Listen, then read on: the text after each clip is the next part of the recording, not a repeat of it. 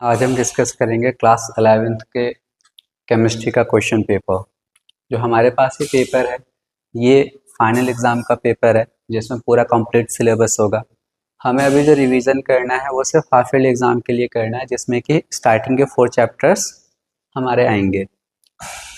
तो उनके ही जो क्वेश्चंस इस पेपर में होंगे सिर्फ हम उनको डिस्कस करेंगे, इससे आपको काफ़ी हेल्प मिलेगी। ऐसा ही सिमिलर क्वेश्चन आपके हाफ ईयरली के पेपर में भी आएगा। तो स्टार्ट करते हैं फर्स्ट क्वेश्चन से। फर्स्ट क्वेश्चन है 1s2 इलेक्ट्रॉनिक विन्यास वाला तत्व उपस्थित होगा। तो आपको पता है कि अगर इलेक्ट्रॉन लास्ट का s में जा रहा है, s में एक इलेक्ट्रॉन हो या दो ही मैक्सिमम इलेक्ट्रॉन्स होते हैं, तो लास्ट का इलेक्ट्रॉन अगर s ब्लॉक में जाएगा, मतलब s ऑर्बिटल में जाएगा, तो s ब्लॉक का कहलाएगा। अगर लास्ट का इलेक्ट्रॉन हम सबको पता है कि p में जाएगा तो वो p ब्लॉक का होगा। ऐसे ही डी में अगर इलेक्ट्रॉन जाता है लास्ट का तो डी ब्लॉक, और अगर इलेक्ट्रॉन लास्ट का किस में जाता है बच्चे, एफ में, तो हम उस एलिमेंट को क्या कहते हैं, एफ ब्लॉक का। तो सिंपल ये क्वेश्चन आंसर हो जाएगा एस ब्लॉक में। चुंबकीय क्वांटम संख्या से ज्ञात होता है। अब चुंबकीय क्वांटम संख्या को हम एम से दिखाते हैं। सबको पता है कि 4 प्रकार की क्वांटम संख्याएं होती हैं, एन, एल, एम, एस। मुख्य क्वांटम संख्या principal quantum number, azimuthal quantum संख्या azimuthal quantum number, magnetic quantum number या चुंबकीय क्वांटम संख्या, और ये क्या होता है आपका स्पिन, इलेक्ट्रॉन आपका क्लॉकवाइज घूम रहा है या एंटी क्लॉकवाइज। ये आपको किसके बारे में बताता है, एनर्जी के बारे में जो मुख्य क्वांटम संख्या है, और शेल के बारे में। ठीक है, ये हमें किसके बारे में बताता है, सब शेल के बारे में। जैसे हमारा इलेक्ट्रॉन एस में होगा, पी में होगा, डी में होगा या एफ में होगा। एम क्या बताता है, ये बताता है कि किसी भी सब शेल में कितने ऑर्बिटल्स होंगे बच्चे, कितने ऑर्बिटल्स होंगे, मतलब कक्षक कितने होंगे, ये कक्षक की संख्या बताता है। तो अब इसमें जैसे इन्होंने लिखा नहीं है कि कक्षकों का आकार और आकृति एक ही बात है, ठीक है, तो इसमें हमारे दोनों आंसर सही हो सकते हैं। शेप, आकार और आकृति एक ही बात है, तो इसमें ए या सी ऑप्शन में आप कुछ भी लगा के आ सकते हो, क्योंकि जब हमें कक्षकों का नंबर पता चल जाता है, जैसे मान लीजिए हमें पता है कि पी सब शेल में 3 कक्षक होते हैं, तो उनके शेप्स कैसे होंगे, P X, P Y, P Z, ये सब भी तो हमें इसी से पता चला। तो इसमें आपका ए या बी कोई सा भी ऑप्शन हो सकता है। थर्ड क्वेश्चन, आधुनिक नियम प्रतिपादित किया था किसने। तो जो इस समय हमारा जो मॉडर्न पीरियोडिक टेबल है वो किसने बनाया था, तो वो बनाया था बच्चे आपके मोजले ने। ठीक है, तो जो मॉडर्न पीरियोडिक टेबल है उसका क्रेडिट किसको जाता है, मोजले का। तो मोजले ने ही जो हमारे पास मॉडर्न पीरियोडिक लॉ है वो किसने बताया था, मोजले ने। और क्या बताया था कि जो एलिमेंट्स की प्रॉपर्टीज होती हैं, जो तत्व होते हैं उनके जो भी गुण होते हैं, रासायनिक हो या भौतिक गुण हो, वो किस पे निर्भर करते हैं, उनके परमाणु क्रमांक पे। इससे पहले हर किसी ने क्या बताया था कि जो गुण निर्भर करते हैं वो किस पे निर्भर करते हैं, परमाणु भार पे। लेकिन मोजले ने बताया कि जो गुण होंगे एलिमेंट्स के वो किस पे डिपेंड करेंगे, परमाणु क्रमांक पे। और यही है आपका आधुनिक नियम। फिर ये प्रबल, अम्ल और क्षार ये नहीं है सिलेबस का। हाँ, एसिटिलीन अणु में कितने सिग्मा या पाई बॉन्ड है ये आप कर सकते हो। एसिटिलीन आपका बच्चे इथाइन होता है, CH ट्रिपल बॉन्ड CH। तो इसमें ही आपसे पूछा है कि कितने सिग्मा कितने पाई, तो कार्बन और हाइड्रोजन के बीच का बॉन्ड सिग्मा, कार्बन हाइड्रोजन के बॉन्ड सिग्मा, और ट्रिपल में 1 सिग्मा होता है, बाकी 2 पाई होते हैं। तो यहाँ पे आप देख सकते हो कि 3 सिग्मा बॉन्ड है, 2 पाई बॉन्ड है, तो सी ऑप्शन हमारा करेक्ट हो जाएगा। शुष्क बर्फ ये भी नहीं है, वैसे ठोस CO2 को कहते हैं। अब ये है इंपॉर्टेंट, विलयन की नॉर्मलता का क्या अर्थ है। नॉर्मेलिटी सिलेबस में अब नहीं है, ठीक है, तो अब हमारे पास क्वेश्चन आ सकता है कि विलयन की मोलरता का क्या अर्थ है या मोललता का क्या अर्थ है। तो विलयन की मोललता और मोलरता, इसको हम थोड़ा डिस्कस कर लेते हैं, ये आपके एग्जाम में आएगा। मोलरता का क्या अर्थ है और बच्चे मोललता का क्या अर्थ है। तो मोलरता का अर्थ है विलय के, या ऐसे लिख लो 1 लीटर विलयन में 1 लीटर विलयन में विलय के मोलों की संख्या को हम क्या कहते हैं? मोलरता। तो 1 लीटर विलयन में विलय के कितने मोल्स उपस्थित हैं? मोलरता हो गई। तो मोलरता क्या है? बस 1 लीटर विलयन की जगह पर आप लिखोगे 1 किलोग्राम विलायक। तो 1 किलोग्राम विलायक में विलय के मोलों की संख्या को हम क्या कहते हैं बच्चे? मोललता। ठीक है। फॉर्मूला, जब डेफिनेशन आप लिखोगे तो फॉर्मूला लिखना मस्ट है। मोलरता का फॉर्मूला हो जाता है WB/MB, वॉल्यूम आयतन ml में है तो यहाँ पे 1000 से मल्टीप्लाई करोगे। सिमिलरली मोलैलिटी को, मोलरता को हम स्मॉल m से दिखाते हैं, ये मोलरता है, दिस इज मोलरता। इसकी यूनिट भी याद रखोगे, मोल पर लीटर। मोलैलिटी में हमें द्रव्यमान लेना होता है किसका? विलायक का।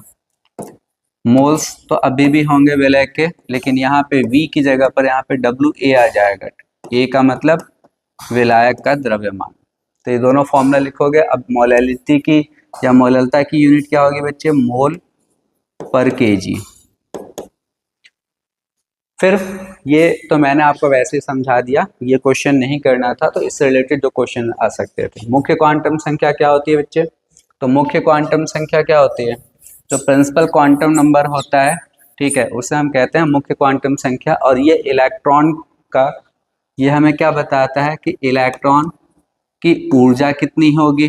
ठीक है, इलेक्ट्रॉन की ऊर्जा बताता है कौन? मुख्य क्वांटम संख्या, जिसको हम n से दिखाते हैं। और क्या बताता है कि इलेक्ट्रॉन किस कक्ष में उपस्थित होगा, किस कक्ष में उपस्थित होगा।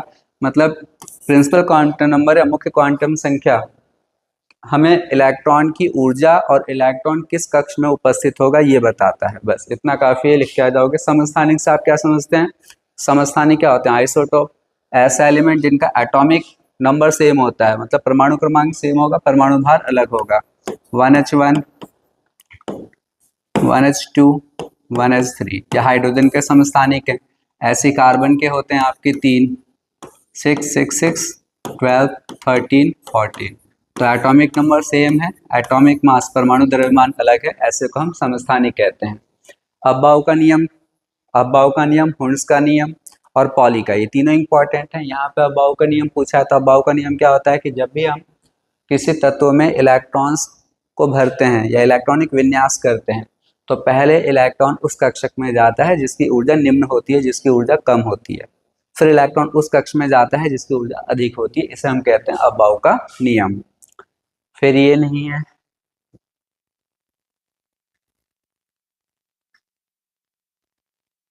बफर भी नहीं है, उसमें गति नहीं है, ये सब अपरूप भी नहीं करना है हमें।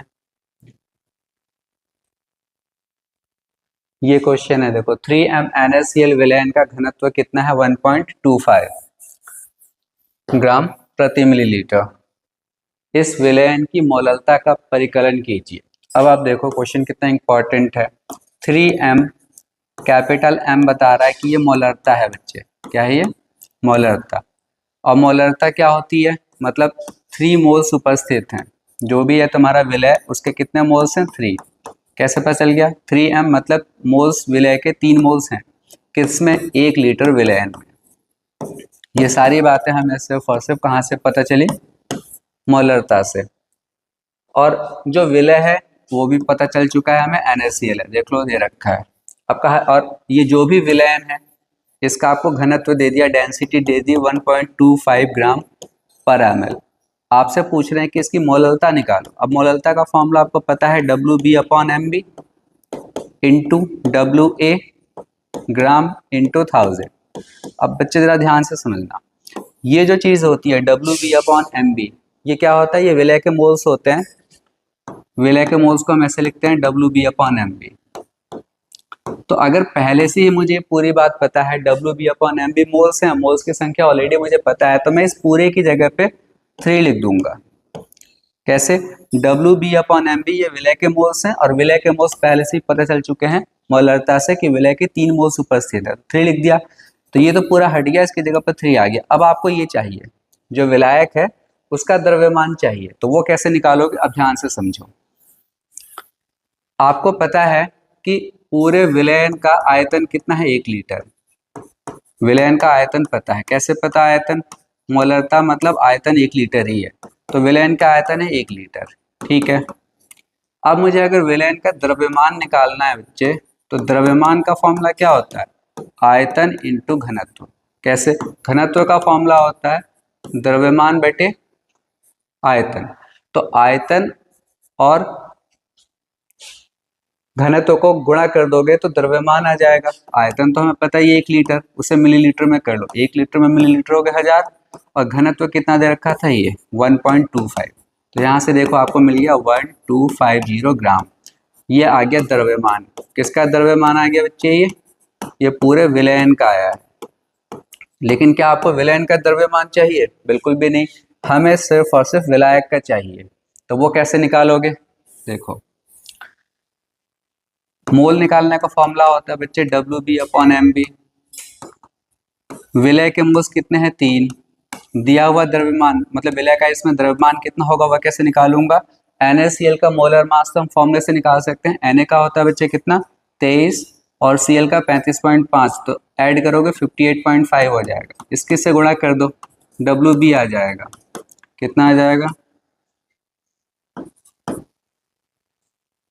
175.5 ग्राम। अब ध्यान से देखो, ये जो WB निकल कर आया है ये किसका भार आया, ये आया आपके विलय का, और पूरे विलयन का द्रव्यमान भी आपको पता है, तो दोनों को अगर घटा दोगे तो विलायक ही तो बचेगा। मतलब विलायक का द्रव्यमान कितना निकल जाएगा, देखो विलायक हो जाएगा आपका पूरे विलयन के द्रव्यमान में से हम किसको माइनस कर दें, विलय के द्रव्यमान को। विलयन का द्रव्यमान कितना आ गया था निकल के, ये 1250। विलय का कितना आ गया है 175.5। कितना आ जाएगा सॉल्व करके, ये कैलकुलेट कर लेते हैं। अच्छा यहाँ पे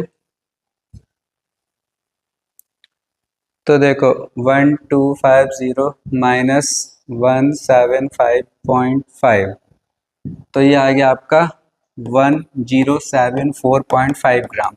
ये आ गया आपके पास विलायक का द्रव्यमान। विलायक के द्रव्यमान को WA से दिखाते हो तो ये WA आ गया।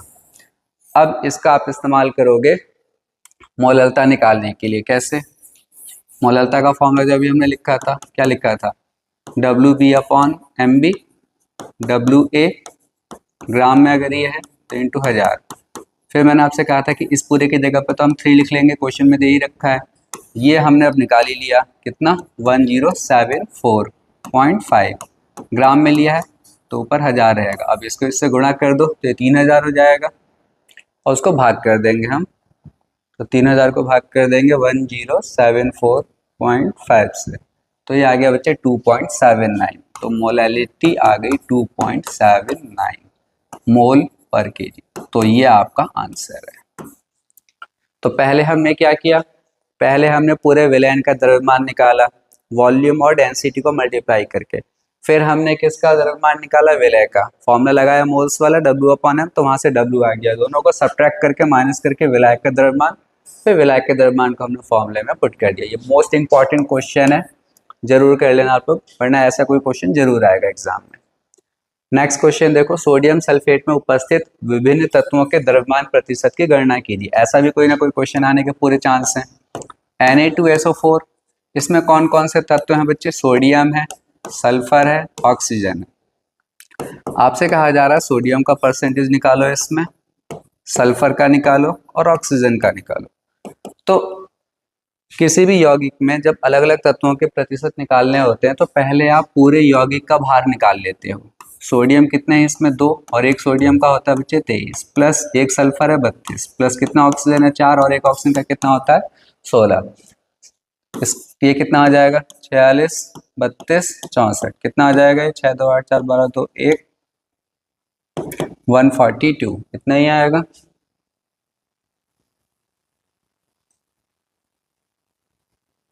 ठीक है 142।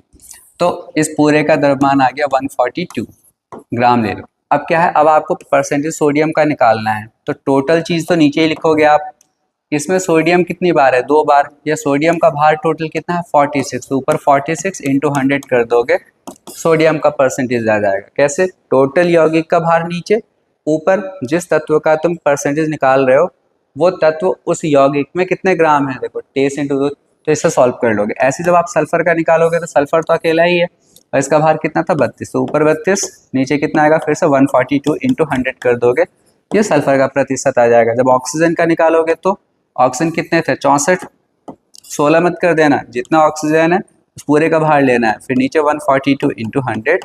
तो इस तरीके से आप तीनों तत्वों के क्या निकाल लोगे, परसेंटेज। इसे खुद कैलकुलेट कर सकते हो आप।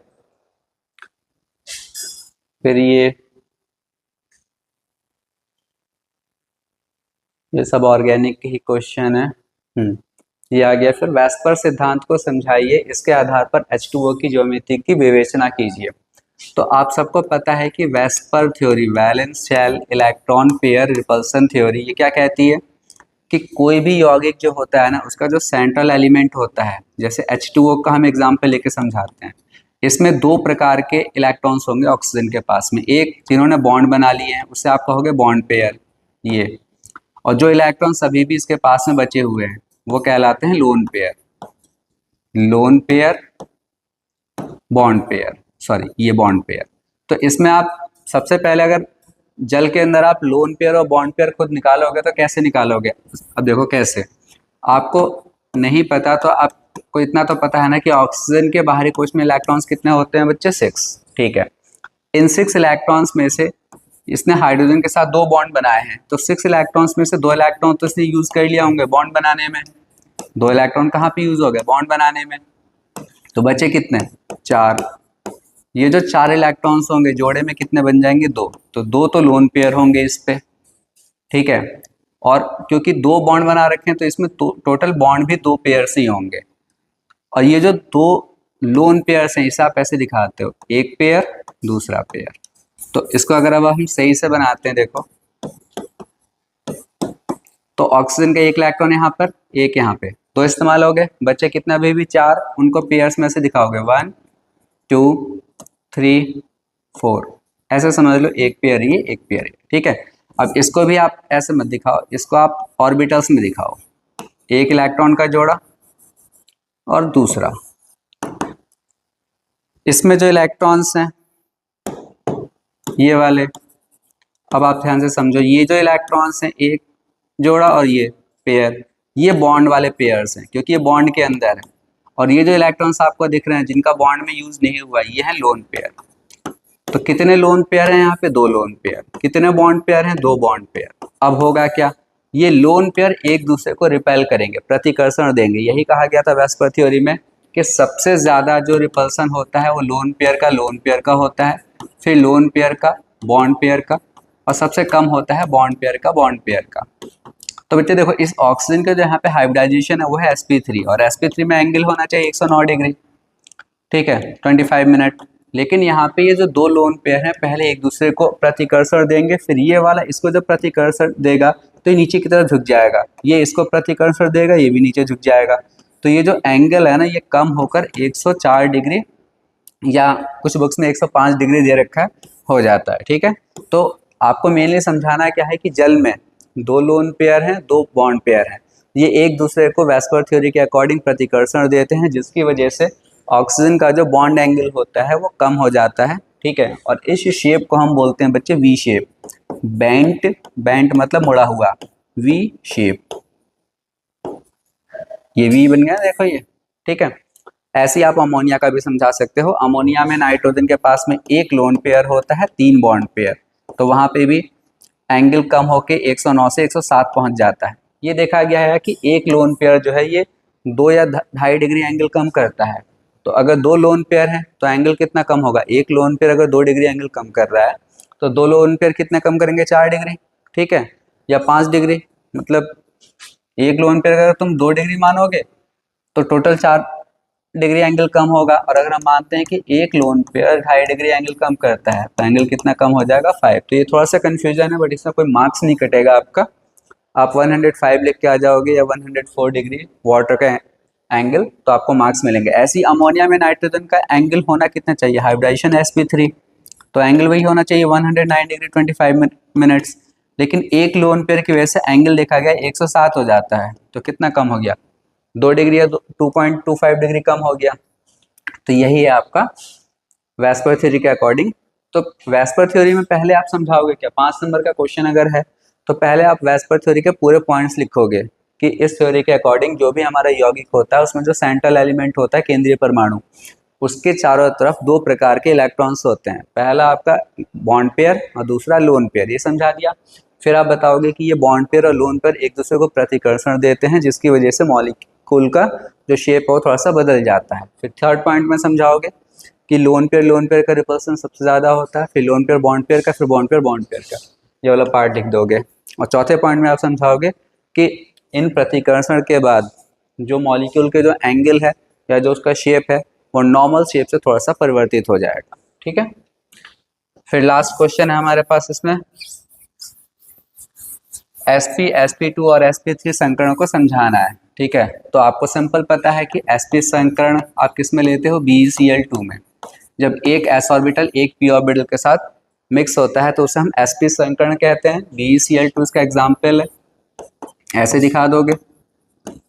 फिर यहाँ पे क्लोरीन दिखा दोगे जुड़ते हुए, एक क्लोरीन यहाँ पे, तो शेप आपका ये बन जाएगा। ठीक है, एंगल कितना हो जाएगा 180 डिग्री। पूरा समझाओगे आपकी बेरिलियम के ग्राउंड स्टेट में कितने इलेक्ट्रॉन्स हैं, 2s 2p। ठीक है, 1s से 2s होता है ना, तो 2s में तो इसके 2 इलेक्ट्रॉन्स पूरे होते हैं, 2p इसका पूरा खाली होता है। एक्साइटेड स्टेट में आप समझाओगे एक इलेक्ट्रॉन यहाँ पे चला गया, क्योंकि 2 बॉन्ड बनाने हैं तो 2 ऑर्बिटल्स खाली चाहिए। तो आप देखो 2s में एक इलेक्ट्रॉन 2p में भी, ये दोनों आपस में मिक्स हो जाएंगे और तब हाइब्रिडेशन क्या बनती है बच्चे, sp। sp2 आप किसका एग्जाम्पल ले लोगे, BF3 बोरॉन ट्राइफ्लोराइड, ये एग्जाम्पल हो जाएगा sp3 का। और CH4 आप एग्जाम्पल ले लेना क्या समझाने के लिए, sp3। ठीक है, sp2 में शेप कैसा होगा, ट्राइगोनल प्लेनर, एंगल कितना होगा 120 डिग्री 120 डिग्री। CH4 में हाइब्रिडेशन क्या है आपका sp3, तो यहाँ पे शेप क्या होती है, टेट्राहेड्रल, चतुष्फल की है। और एंगल कितना होता है बच्चे, यहाँ पर एंगल होता है 109 डिग्री 28 मिनट। ठीक है, तो बस फिलहाल इस पेपर में यही वाले क्वेश्चंस थे।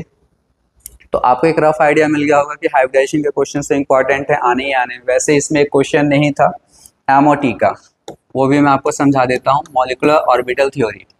इसका एक क्वेश्चन आता है O2 प्लस O2 माइनस।